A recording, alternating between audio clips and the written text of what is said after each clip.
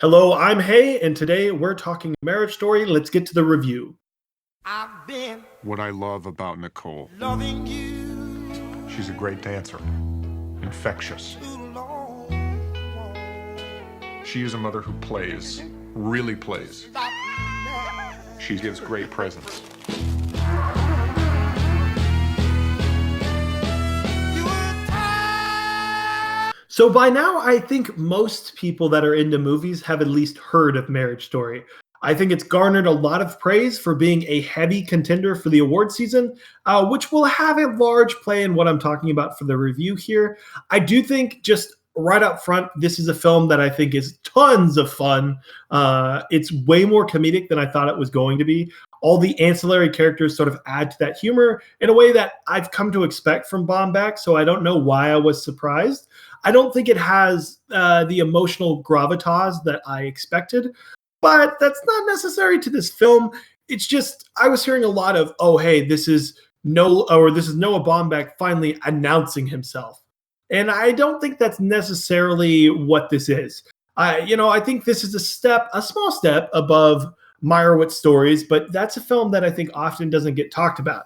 So it will be interesting to see if this garners a ton of praise, if people back this looking for something to compete with Parasite for Best Pictures.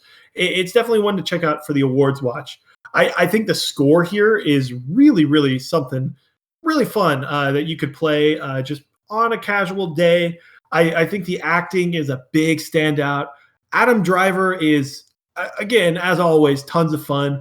ScarJo also is really, really good in embodying his character. And I think it has an honest way, but also makes a comedic light at what divorce is. However, I will say in some ways, I thought it was a little one-sided than what I expected going into this film.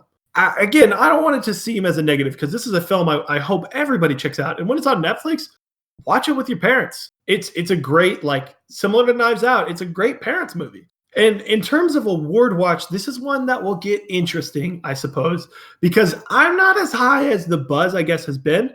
And I just mean, maybe it's because like Meyerowitz and Francis Ha and all these films that Baumbach has been known for, The Squid and the Whale, Kicking and Screaming, he hasn't really garnered too much praise. So for that reason, I think it would be a little surprising for Out of Nowhere to be nominated for director, to be nominated for Best Picture. I do hope he finally gets that recognition, but it comes to a shock to me because not many people have been backing him in the past.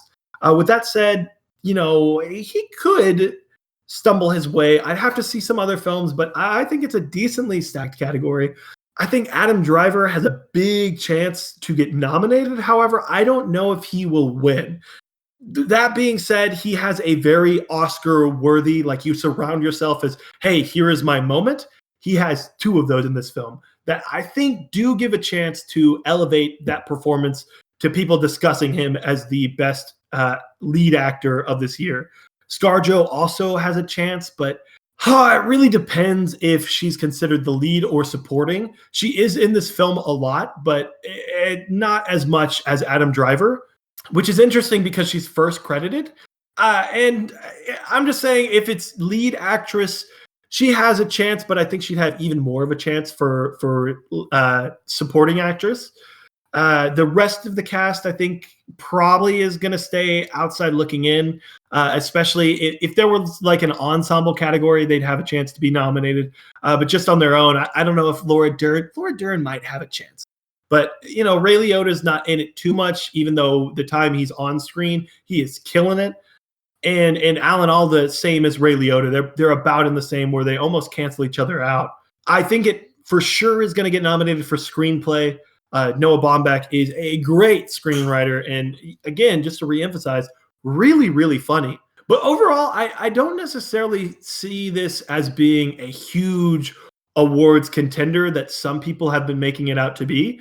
Maybe I need to rewatch it again and give it another chance. Again, I love this film like so much, but I don't know if it has that like, ooh, hey, everybody's going to get behind and back this, similar to a couple of other films.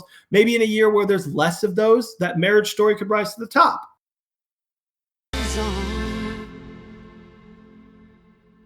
I thought we should talk. Okay.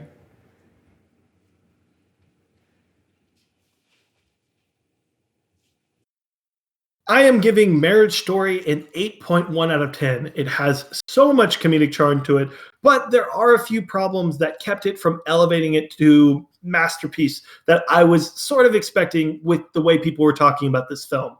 However, that does not mean this is a disappointing film by all means. It's just different than what I expected.